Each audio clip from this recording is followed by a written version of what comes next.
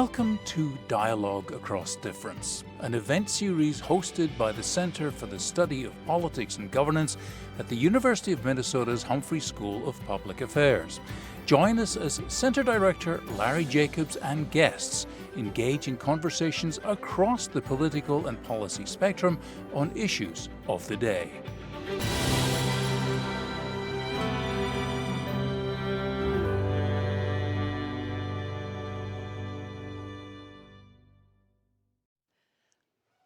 Good afternoon. I'm Professor Kathryn Pearson, Associate Professor in the Department of Political Science. Before we begin, I want to invite you to participate in today's event. For those of you joining us in person, we will come through with question cards. For those joining us on Zoom, as you see here on the slide, there is a Q&A button at the bottom of your screen. Please use this to submit your questions throughout the program, and we will get to as many as possible. We also have live captioning available. To turn on, click on the Close Caption button in the Zoom toolbar at the bottom of your screen.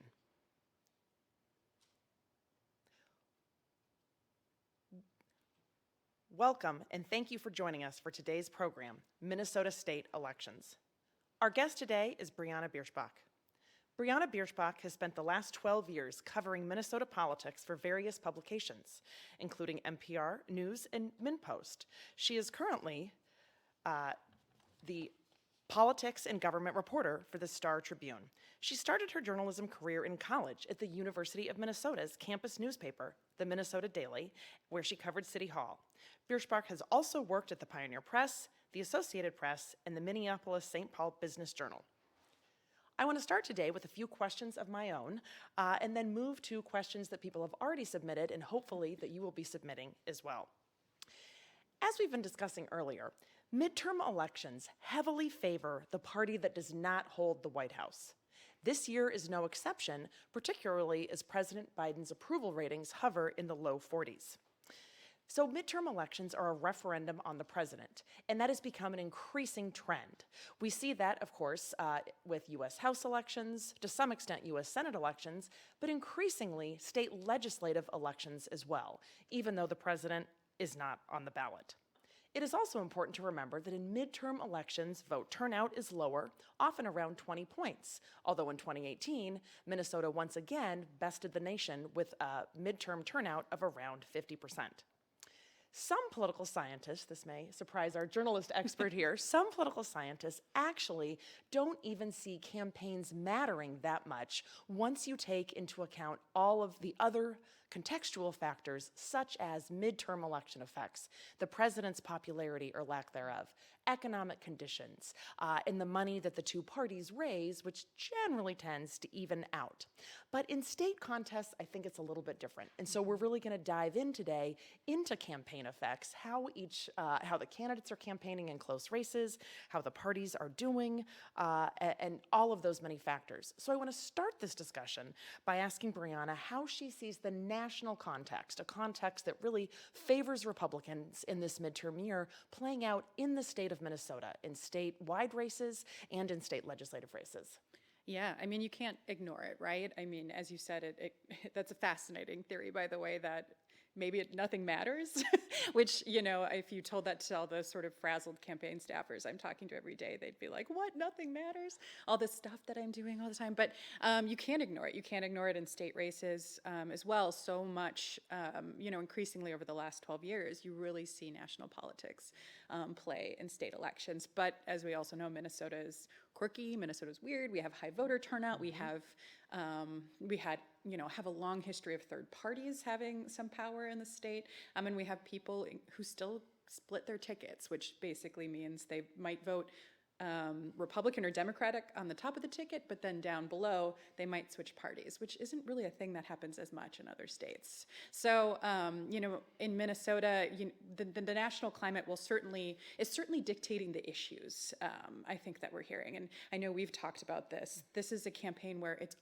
all about the issues, and there are so many issues at play, right? I mean, the top being the economy, and rising crime, which are the same issues you're hearing about on the national level and you're hearing national Republicans talk about. But then also, of course, in June, after the Supreme Court overturned Roe v. Wade, that is now, for the first time in 50 years, playing in an election in a way I've never seen it before. But you also have people concerned about, other issues, just sort of, the sort of existential crisis around democracy, the attack on January 6th at the Capitol, and the hearings around that certainly are in a lot of voters' minds as well. So, there is no Trump and there is no Biden on the ballot like there was 2 years ago, but people are also still talking about those national figures, right? People are looking at state and local Democrats, and maybe they're thinking about Biden, not necessarily them. And same with Republicans who might knock on your door. They might be thinking more about Trump than they're thinking about necessarily their local legislative candidate. But you can't ignore how the issues and the messaging and the intensity around Washington, D.C. trickles down into every single race on the ballot. Yeah, and the point about the issues in this election, really focusing on policy issues in a way that a lot of elections just don't, is really interesting. But one of the things that political scientists have found through research is that people don't come to these issues with a blank slate. Sure. They come with their partisan identity and view them through a partisan lens, whether or not that hinges on who to blame for the economy, or even their position on the economy and crime and what should be done about it, or even abortion. And so people tend to have motivated reasoning that comes from their partisan identity, and that really tracks in some ways with the ways in which partisans are talking about these issues differently. But then that's also reflected in poll dynamics, where you see that voters sort of indicate that different parties would do a better job with the issues. So, for example, in a nationwide representative survey that the Washington Post did, it showed that Republicans were viewed as the party that does a better job on crime. So it's not surprising that Republicans are talking more about crime. And that same nationwide poll showed that Democrats are more trusted on the issue of abortion. And so not surprising that Democrats are more likely to talk about that. And do you think that because it's a midterm election and turnout is lower, there's a little bit of a different dynamic here in terms of motivating the base versus turning out, persuading voters? Definitely. I mean, I think that it's funny when I talk to candidates on either side, I say, what issues are you hearing about? And they're saying, well, the first thing, Democrats will say, the first thing I'm hearing is abortion. Republicans will say, the first thing I'm hearing about is crime in the economy. But it's a midterm, so they're going to people likely to vote on their side. So they're likely to hear from the issues that concern their base more right away at the doors. So it's been very hard to tell what is actually the top, what are actually the top issues. But they're saying these are the ones that are going to also turn their base out. So it's fascinating. Abortion is a great kind of, to your question, I really never ever heard Democrats talk about abortion in the way they are talking about it this cycle. It's in every ad, it's in on every mailer, they're attacking Republicans in every race, even if there's not a great reason to do so, or at least a great stated position to do so on abortion. And I would say 2 years ago, 4 years ago, the last dozen years I've been covering this, abortion is the issue that you kind of just hope no one brings up, because Democrats didn't know necessarily how motivated people were, or if they were at all on the issue, because Roe was in place, there was protections and in the Constitution, and they didn't feel like they really needed to kind of test the waters on how people felt about it. But now they see it as kind of the one big issue they can get to motivate their base this year.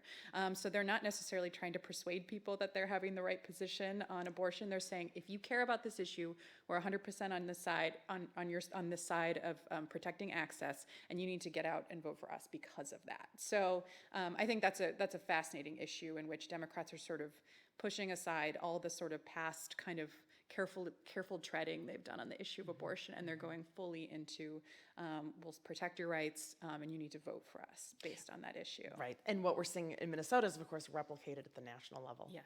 Definitely. One of the interesting dynamics about Minnesota is this is a very competitive election year in Minnesota. 201 legislative seats on the ballot, of course, the statewide offices, no Senate seats, but eight U.S. House seats. And it's very competitive. But nonetheless, the vast majority of the seats I'm talking about actually aren't competitive at all. The partisanship of most state legislative seats leans heavily toward one party or the other. And then really 6 or 7 out of the 8 congressional seats lean pretty heavily one way or the other, the big exception being Minnesota's 2nd district. But statewide, and then in those key legislative seats that will determine party control, it is extremely competitive. And so can you talk a little bit about the competitive state legislative races and the implications for party control of the state legislature? Yeah, I think this is the battle that gets maybe not enough attention from people because it's hard to get your head around. There are 201 seats, they're all across the state, and as you mentioned, most of them are not nail biters at all. You kind of know if you've managed to recruit a fairly reasonable candidate of one party or the other, they're going to win that seat. But there are about 24, and one of the things that we're still kind of, until recently, we're sorting out which seats are competitive under the new redistricting maps that we had released in February.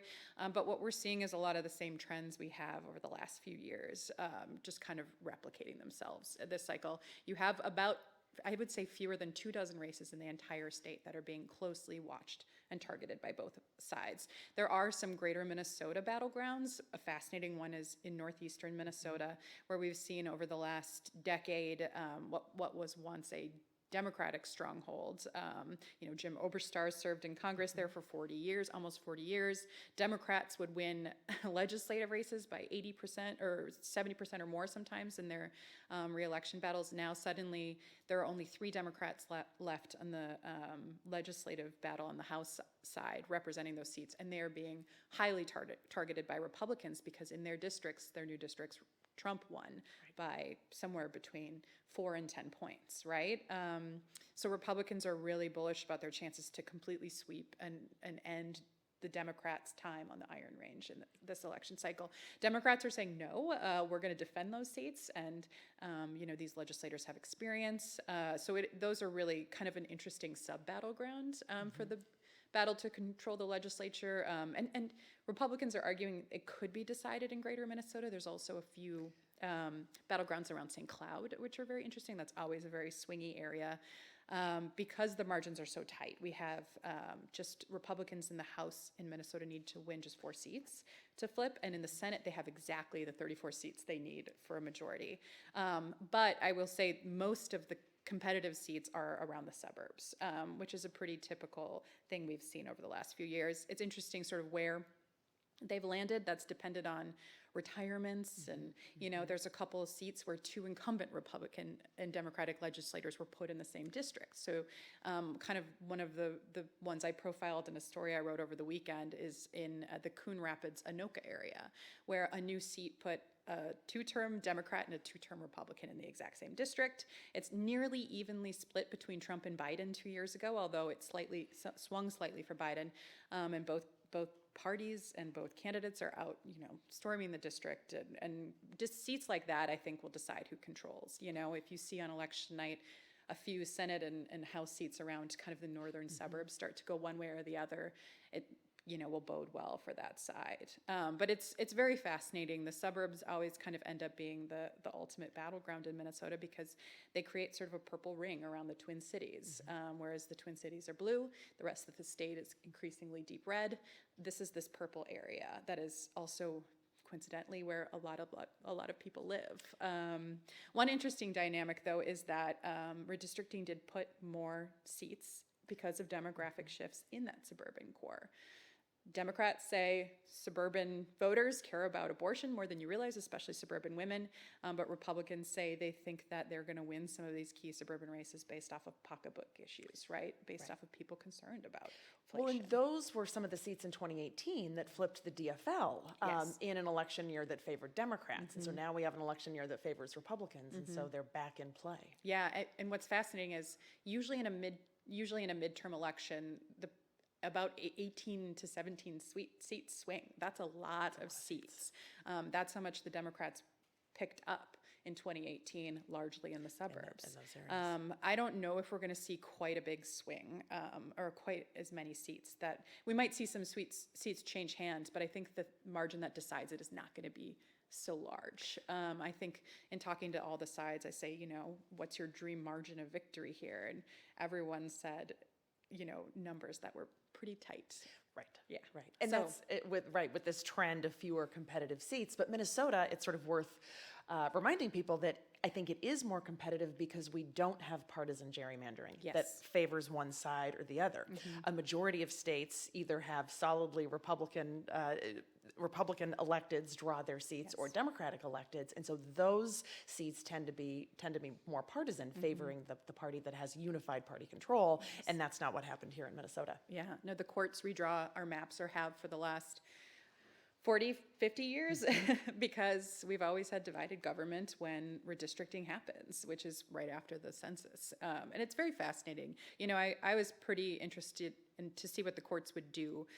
We got very lucky in Minnesota. We didn't lose an entire congressional district, really by less than 100 votes or people. I'm thinking of everything in terms of votes right now.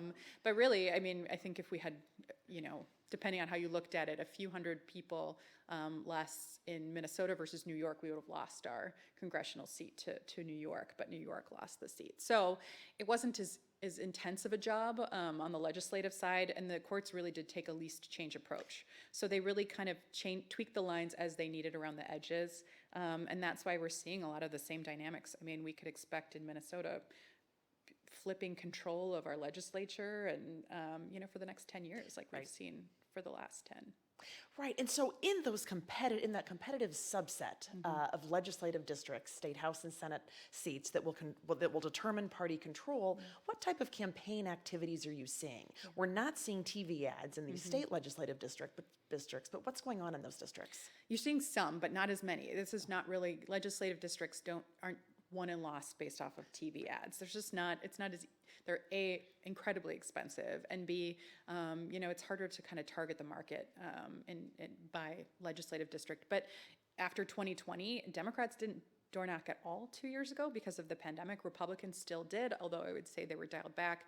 Both sides are out knocking on doors. If you live in a competitive legislative district, this cycle you've had a candidate themselves, a candidate staffer, or someone on their team drop off a piece of campaign literature. Really these large glossy mailers are kind of what the sort of bread and butter of legislative campaigns, They're called, we call them lit pieces, but some people call them hit pieces, depending on what is on the mailer. But that is really these kind of personal connections at the doors and these flyers you hand out really can make the difference in legislative races. I know, your research shows that on the national level, maybe some of these activities aren't as effective anymore, but I would say, and you also said Minnesota's different. Well, I think legislative races in particular are very different because they're so close to your local community, right? It can really, an appeal from someone in person, a one-on-one conversation that you have with a candidate or someone on their staff can really kind of make the difference in races where it's not unusual in Minnesota to have a race where it's decided by a few hundred votes. I have to check this, but Kurt Doubt, the House Republican Minority Leader, who could be Speaker if they win control, said that the 2020 election was they almost took back control, but it was decided by fewer than 680 votes spread out across the state. They needed 680 more votes toward Republican candidates in different districts, and they would have taken control. And that's worth noting. That has bearing on the legislative battle as well, right? I said 2018, Democrats picked up 18 seats, but Republicans made a lot of ground in 2020. So they just have fewer races to go this cycle. Right, and so this all speaks to Minnesota as being a pretty narrowly divided state when it comes to party control, sort of our presidential voting record aside. But what does this tell us about the context for the statewide elections, the battle for governor, for attorney general, for secretary of state, the auditor's race?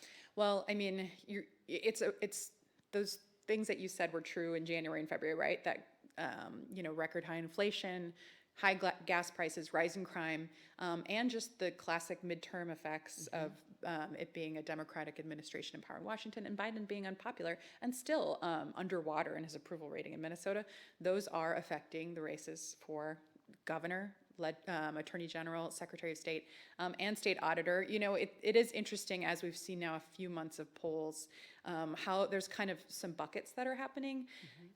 You're noticing there are two Republican candidates running statewide, Ryan Wilson, a Republican for State Auditor, and Jim Schultz, the Republican for Attorney General. They're kind of new faces. They don't have much of a track record in state politics, and they're largely running, you see them often together at campaign events, and they're the two who are the closest in the polls. And it's sort of this idea that if you kind of put a generic Republican into this environment against a Democrat with a long record, or at least a record of the last 4 years, what might happen. And I think the auditor's race is actually one to look at. In particular, it's neck and neck. In almost every poll, they're tied. And a lot of people don't know what that office does. Right. So I really think about that one as sort of a good test of this environment. And in the last party poll, preference. Exactly. Yeah. In the last poll, you saw Ryan Wilson, the Republican, exactly tied with the Democratic State Auditor, Julie Blaha. So, but then you look at some of the other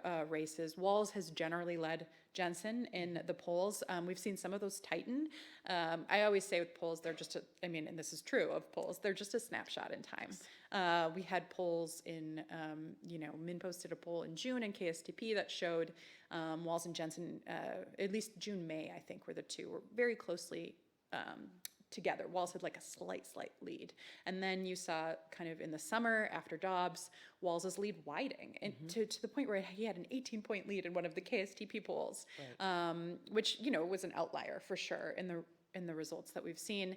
And then as time has gone on, we've seen that number go down a little bit, or at least tighten a little bit for Walz. But generally, Walz has led, and Secretary of State Steve Simon has, a Democrat, has tended to lead his Republican opponent in polls. So, the candidates, the differences in the candidates do matter in these races, but it's interesting kind of with the AG and in particular the state auditor race to see how closely divided this environment is in Minnesota. Yeah, sort of along those lines about the importance of campaigns and candidates, what do you think that both gubernatorial candidates have done wrong in this campaign? What have their biggest weaknesses been? Oh, that's a great question.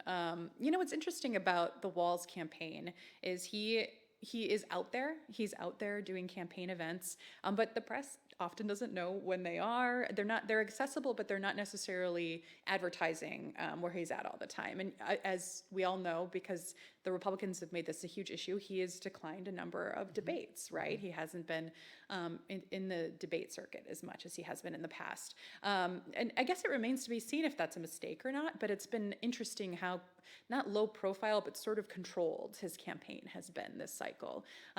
Less moments for, I suppose, mishaps, saying the wrong thing, something that could easily be thrown up on an ad, or could, because he's the governor, start a, week-long news cycle of bad headlines for them. Right. But it also, he's someone who he's very folksy. He has, he's a teacher, a former football coach. He has sort of a personable style that has helped him survive tough political battles in the past. And I don't think we're seeing as much of that side of him in a cycle where his sort of public appearances are much more controlled. So, I think it remains to be seen whether or not that helps or hurts him, but I found it interesting, and I don't know if it's going to ultimately be potentially a knock. I think right. And it's given Republicans a campaign issue. There was an empty place yes. in the debate, the KSTP debate last night. Right. Yeah, there was Jensen got 30 minutes of free airtime for people who were viewing KSTP. So we'll have to see. Also, I don't think we also don't know yet how the abortion issue is going to play. Right? Democrats have gone all in. They obviously think, and they have research that tells them that this is going to motivate their base, but we don't know. We don't know yet if, really focusing on that as a line of attack, how that's going to play out. Jensen is someone who has been much more accessible and available. I will say we don't always know where he is campaigning either.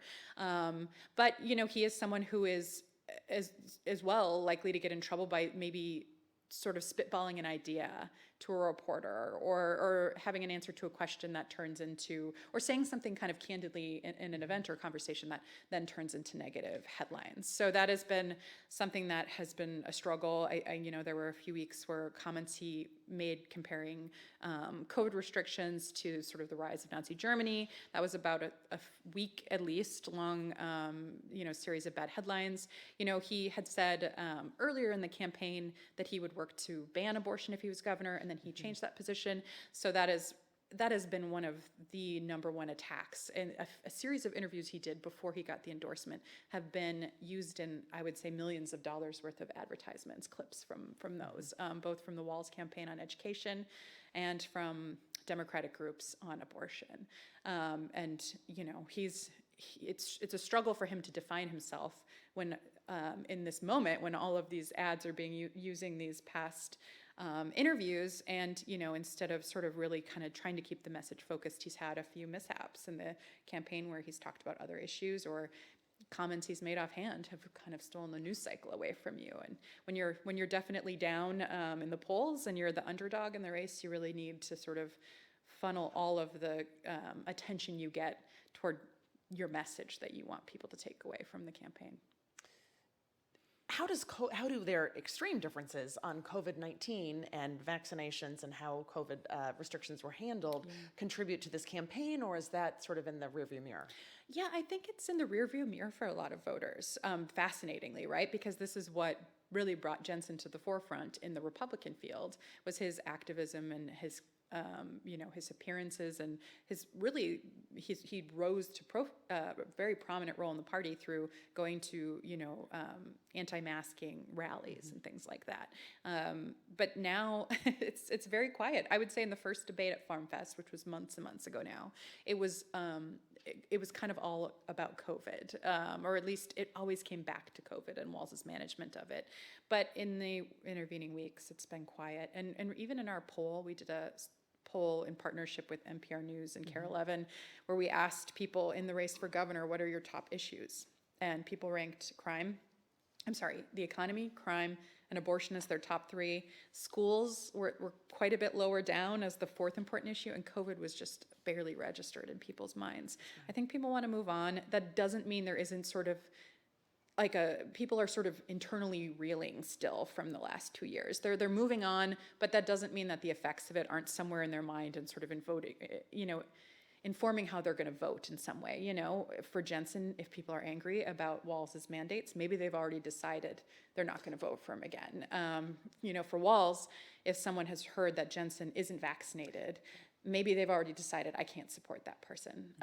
But it hasn't been on the top of voters' minds, I would say, in recent weeks. Yeah. So as you mentioned, Jensen was endorsed at the Republican convention, and that sort of generated a lot of press and a lot of enthusiasm among the base. But sort of looking at the endorsement process more holistically, do you think that causes some problems in general for candidates going into a general election, and then for Jensen specifically? I'm also thinking back to how Walz actually, in his first run for governor, was not the endorsed candidate, but then won in a primary.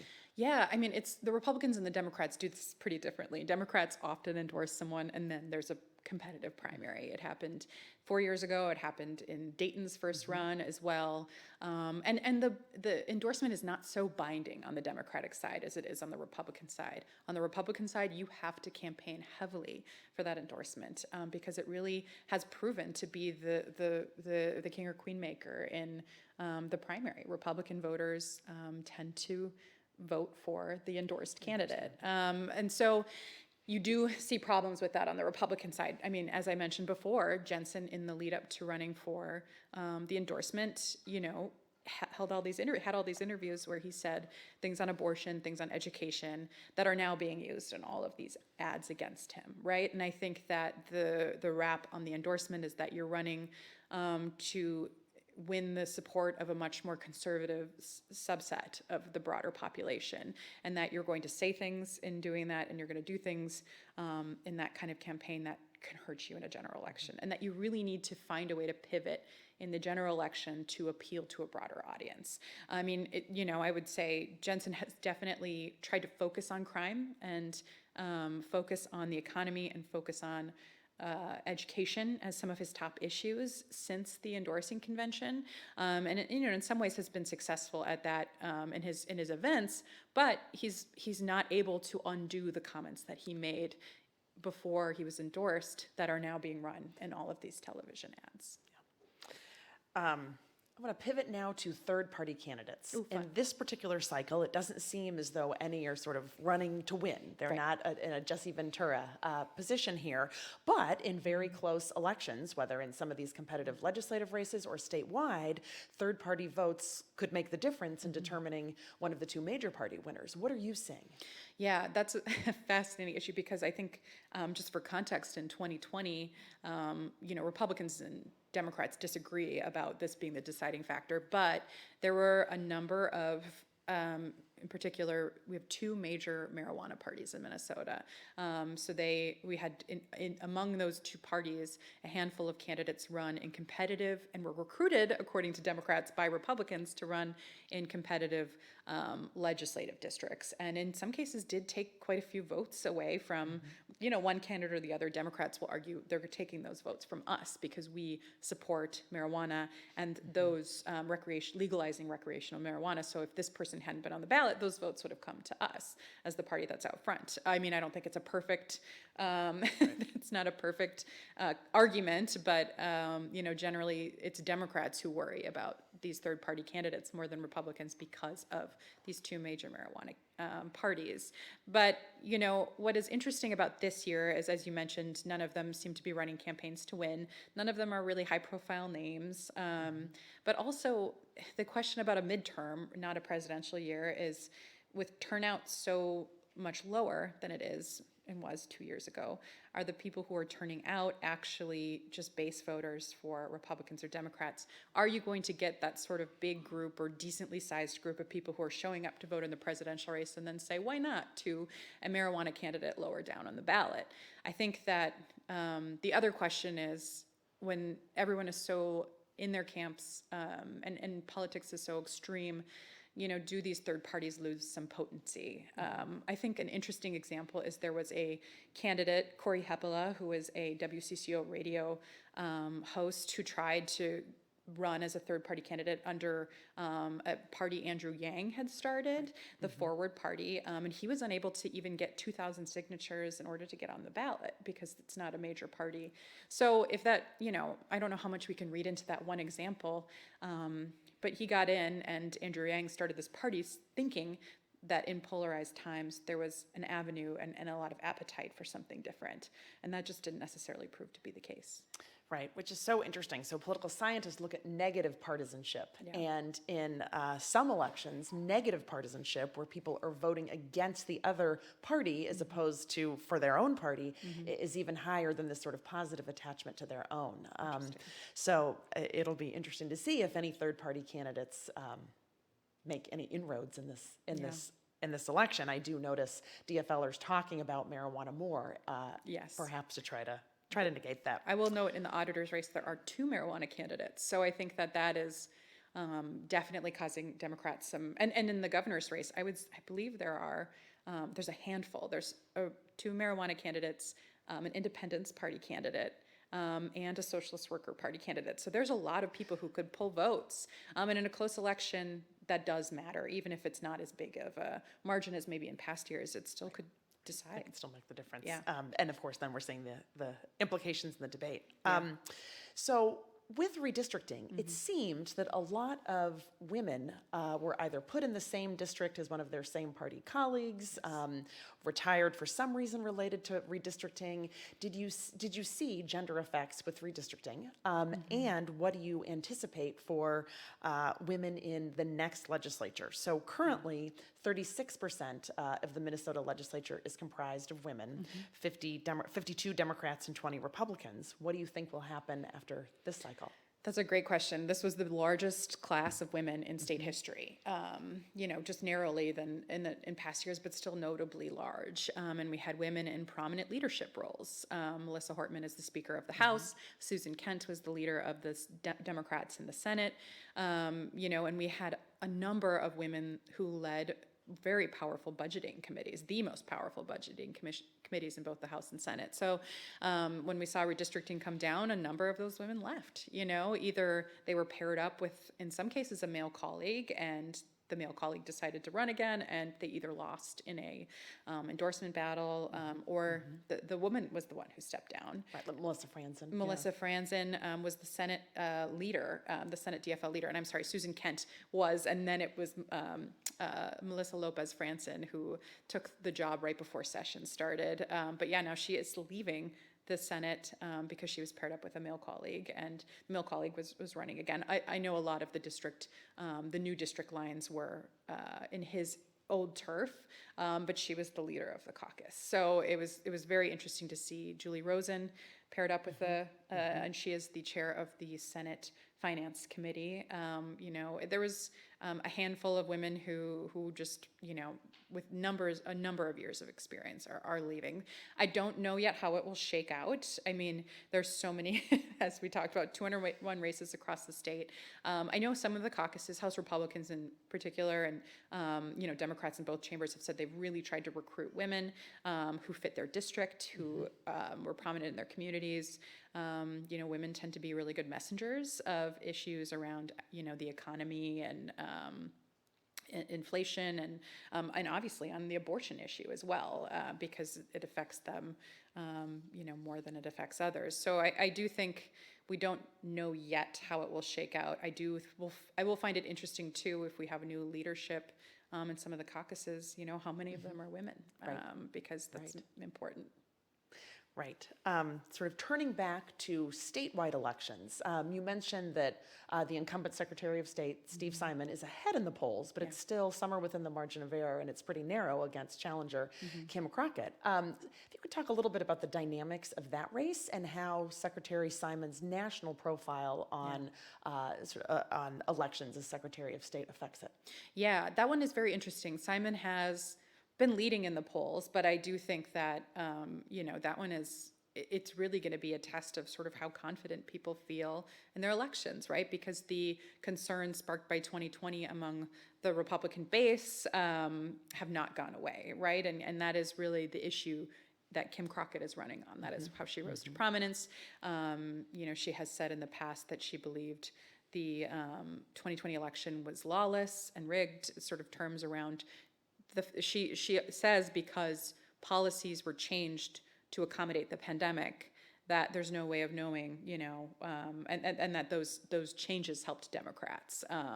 And she doesn't believe the results were correct both nationally and in Minnesota. And that is what helped fuel her rise and helped her get the endorsement and, of course, win the primary. And it has really sort of become what Simon is talking about. Whereas in past elections, he's a second-term Democrat, so he's largely talked about voting, policies. He supports, how to get Minnesota back up, because when he was actually elected, the 2014 election, Minnesota dropped down to number 6 in total turnout. So one of the big things he talked about in his first campaign is, I want to get us back up to number 1, and he's done that for the cycles that he's been in office. But, I think where he would have mostly talked about those kind of things, he's much more focused on sort of supporting the system Minnesota has in place and defending it. And, if our poll is any indicator, Minnesotans are very or quite confident in the state system. I believe nearly 8 in 10 respondents said they trust Minnesota's elections. So that could be something that is helping him. I would also say something that's probably helping him is millions and millions of dollars that are flowing into the state in that race, which is so unusual. We've never seen this before. It's kind of typically one of those sleepier down ballot races, but there are Democratic groups in particular who are spending anywhere in upwards of $5 million in the state through Election Day to attack Crockett, I would say more, but also some ads focusing on defending Simon. Yeah, let's talk about outside money flowing to the state in general. Where else are you seeing it in terms of statewide races, legislative races, and then this is an entree to talk about the 2nd district as well. Yeah, well, what's interesting about outside money is a lot of it is from, certainly we have groups that, swoop in from, in the legislative battle, we have a Republican committee that focuses on turning legislative races is focusing on the Minnesota House. So they've spent over $1 million attacking Democrats to try to flip the House. So they obviously see that as a fertile territory for flipping. Secretary of State's race has been huge. In Minnesota, we do, I would say, Democrats outspend Republicans almost in every election. There is a very solid group of donors, and they're kind of a well-oiled machine of how they fundraise. Elida Messenger, the ex-wife of former Governor Mark Dayton, a former Rockefeller, has donated a lot of money to a group called Alliance for a Better Minnesota, which is also working with the Democratic Governors Association this cycle to pump millions and millions and millions of dollars into that race. So this is all outside independent spending that can't be coordinated with the candidate, but can be spent in unlimited amounts. Yes, and they can coordinate, outside groups can coordinate with each other. Right. They just can't necessarily, so that's what's been fascinating. The Democratic Governors Association, instead of doing their own thing, they've really come and jumped into this kind of democratic kind of fundraising and spending power we have in the state. It's very fascinating how they do it. A few groups raise all the money, and a few groups spend all the money. And it's been very interesting to see how an outside group has decided to really kind of jump into that coordination to try to use money, I guess, the wisest and in the most effective way.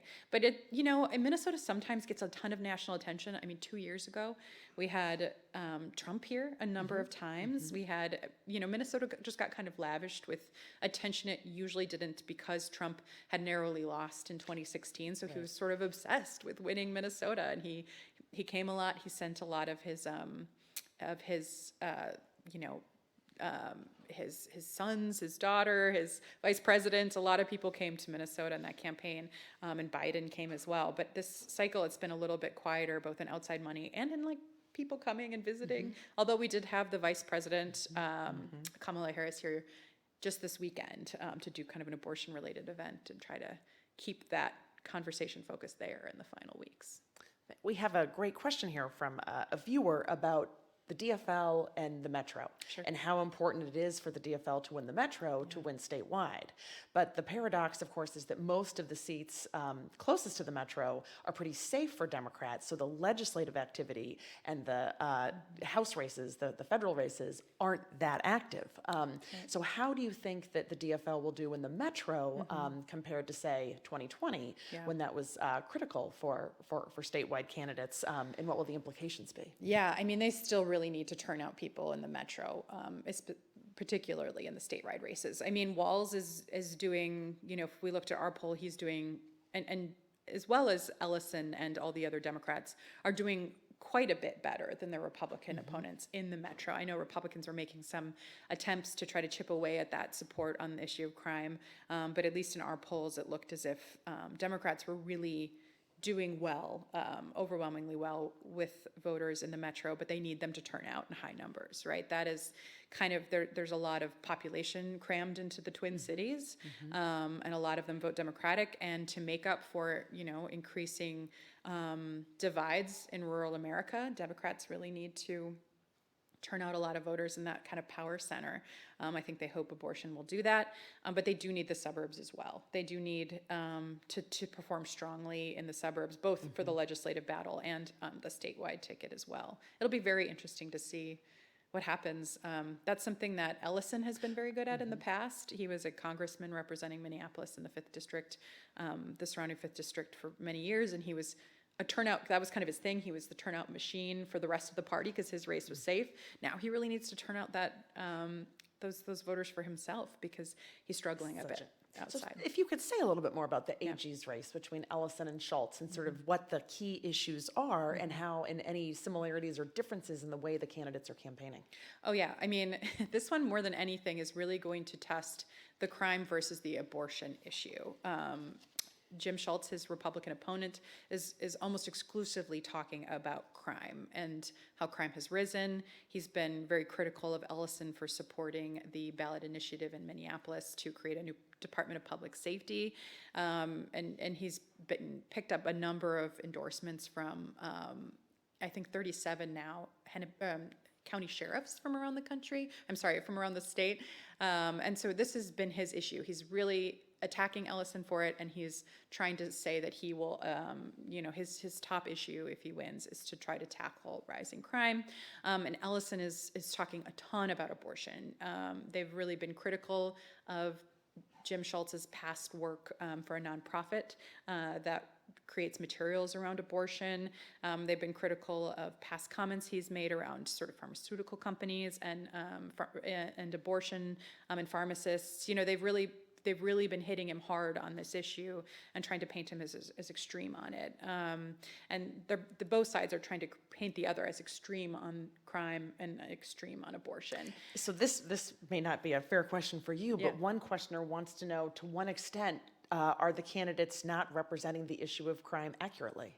I mean, I think crime is rising, right? I mean, that is a fact, and people are concerned about it. It's interesting because crime is seen as a Twin Cities problem. This idea that it's spreading out into the suburbs, which I think there is some evidence to suggest, but I think that some Democrats feel that candidates around the state are using crime in the metro and suggesting that there's crime everywhere when maybe it's not risen in all pockets of the state. Ellison has said he's frustrated that about the way the Minneapolis ballot initiative question has been framed as defunding the police. It would have created a new Department of Public Safety, but it's very easy to turn that into this slogan that we heard in the 2020 election as well, defund, and that is something that is very easy for people to understand, even if it's not totally representative of what the ballot initiative would do. But I think that what both sides are doing, or what Republicans in particular are doing, are tapping into very real fears that people have about safety, and very real concerns that their community could see violent crime next. And that's not necessarily unfair that crime is rising, but sometimes when you get down to the specifics on some of these issues, like in any campaign, it's simplified and sort of put onto a campaign ad or a piece of mail. Right. And to what extent does the murder of George Floyd, is that an issue in this race? That's a great question. I would certainly say the 3rd precinct and the destruction that happened in Minneapolis has been something Republicans have pointed to a lot, right? Whereas Democrats are saying, what about George Floyd? What about the concerns over, police who use force and kill citizens in the line of duty? And but it's interesting. 2 years ago, George Floyd was very much centered in a lot of conversations, less so now because of rising crime. I think it's made it really difficult for Democrats to talk about police reform and changes in policing this cycle. It really just hasn't been a focus of conversation as much as sort of tackling rising crime has been. We've talked a lot about sort of partisan difference in the issues, but we have a questioner who wants to know about other demographic differences, in particular differences among young people and seniors and other groups when it comes to crime is an issue. Oh, that's a good question. I'd have to check our crosstabs, but I mean, I do think that generally the breakdown is younger people tend to be more interested in the conversation around criminal justice reform. And older voters tend to be more interested in sort of public safety as an issue, sort of what about my local police? What about my, what are the numbers of officers in my local community? But, one thing I'm really watching in general around is do young voters turn out in this election? I think that is a big question mark. We tend to see a huge drop-off in midterm elections from young voters. Some Democrats are saying they're very engaged around the issue of abortion, though, and that could help, increase turnout from young voters. But, if they're not engaged, that spells trouble for sure for Democrats. Yeah. Sort of switching directions, this is a great question about state legislative candidates from a viewer. It seems that state legislative candidates are programmed by centralized House and Senate party caucus leaders, and seldom are campaigns developed independently by individual candidates. Then I'm adding plus all the outside money that can't be coordinated with the candidates. What does this mean for the winners being beholden to their leaders rather than constituents? That's a great question. I think you'll certainly see examples of recruitment happens all over the state, right? The caucus leaders are going out trying to find, people who might be good, messengers oftentimes on the message they want to send. But, we saw a number of competitive primaries, both on the Democratic side and the Republican side, where people said, hey, I'm the better candidate for my community, or on these issues that maybe you're not talking enough about, and challenged, and in some cases did win, and are talking about those issues now on the campaign. That's always a big question. And I'm always fascinated, because I cover the legislature, how many sort of mavericks we might have in the bunch. People who might break with their leadership and say what they want to say, and vote the way they want to vote. I will say the trend in politics, not even this election cycle, but in general, is much more party line votes in general. In the state legislature. So you're seeing fewer breakaways.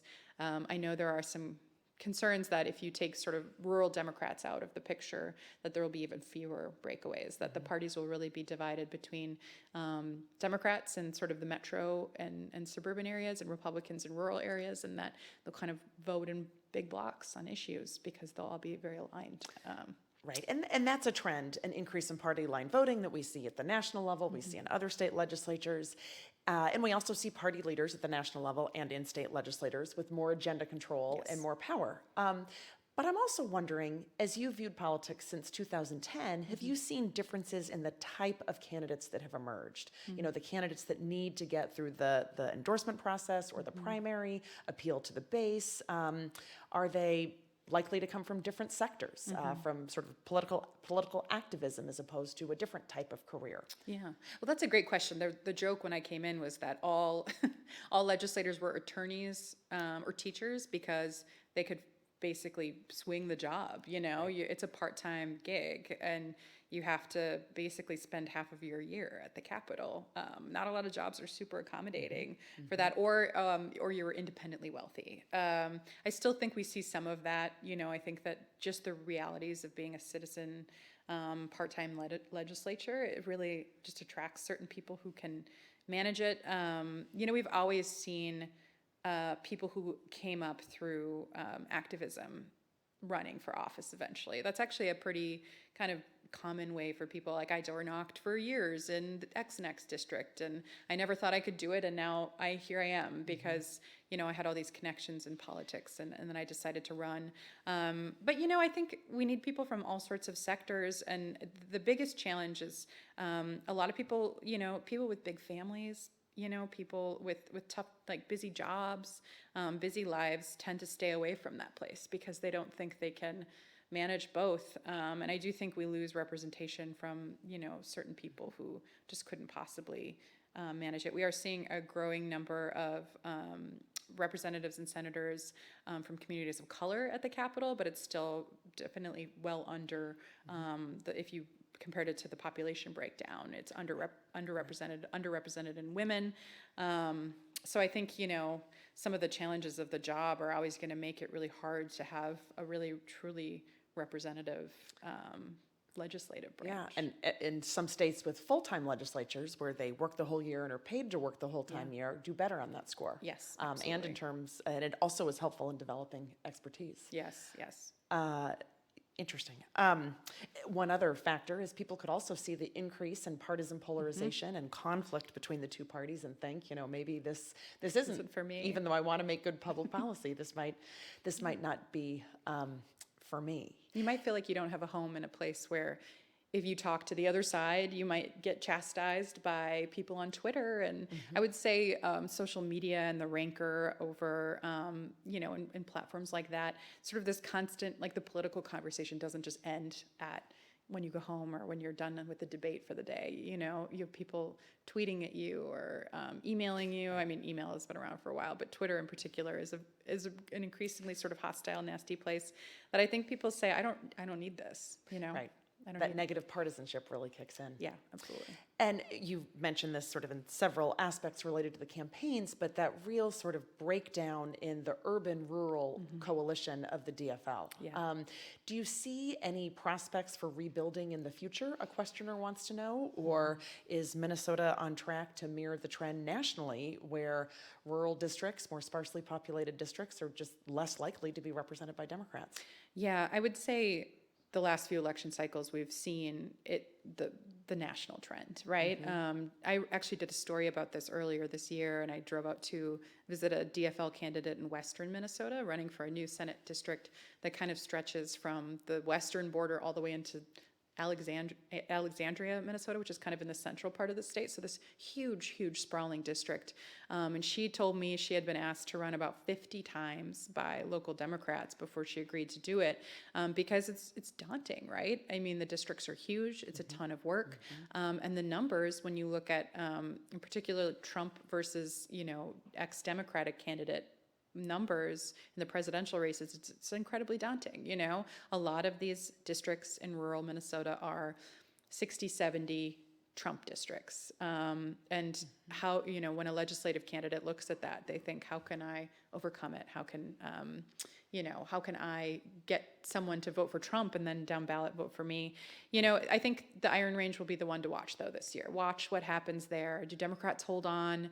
And do Republicans maybe overplay their hand potentially on some issues? One person said that could be a possibility in terms of making gains, but I think there's hope for them, but the Democrats are going to have to spend a lot of time and a lot of energy and a lot of work rebuilding some of that trust in rural areas.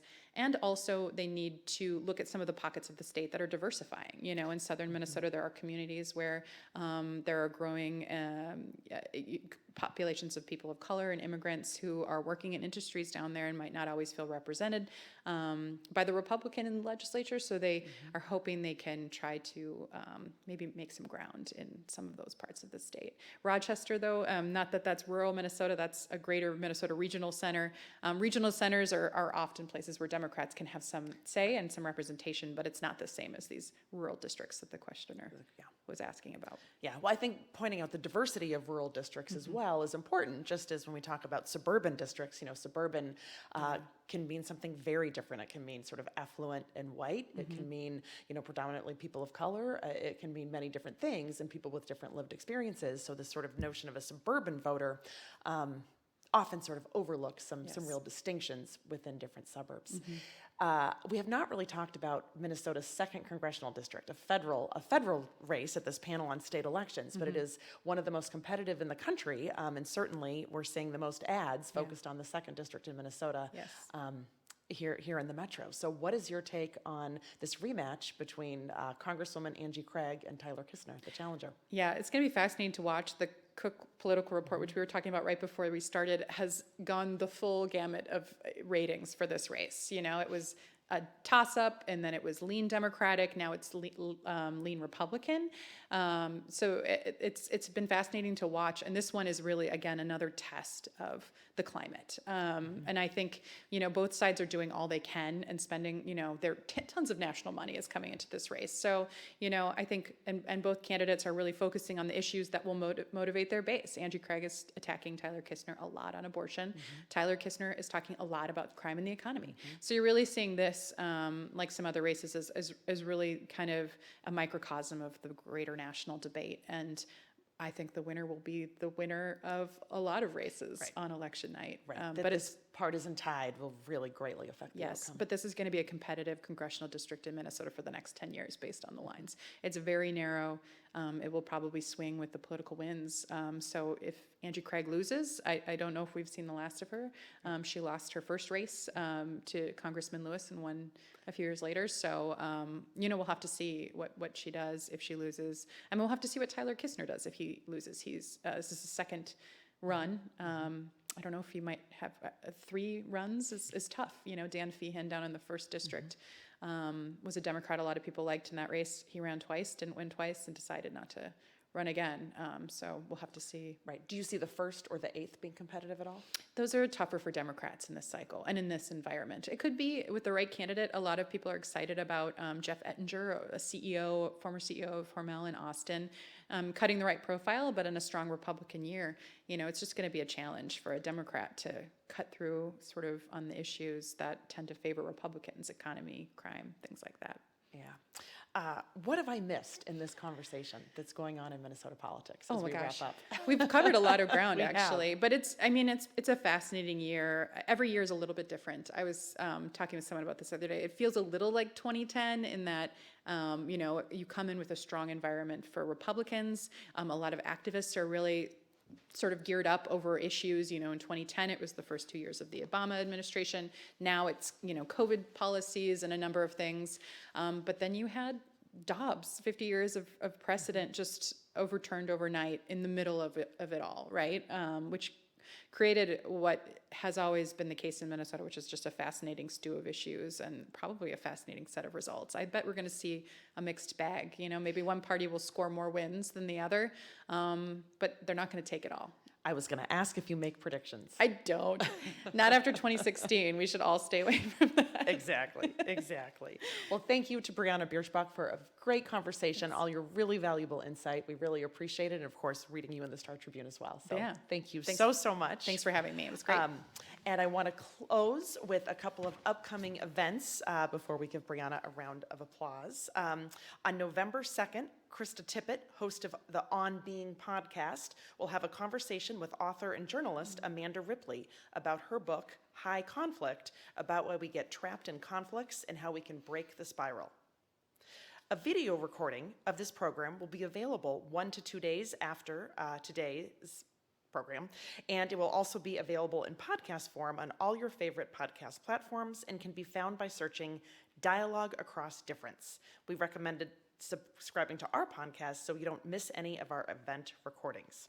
So let's give Briana a hand, and thank you so much for joining us today. Thank you.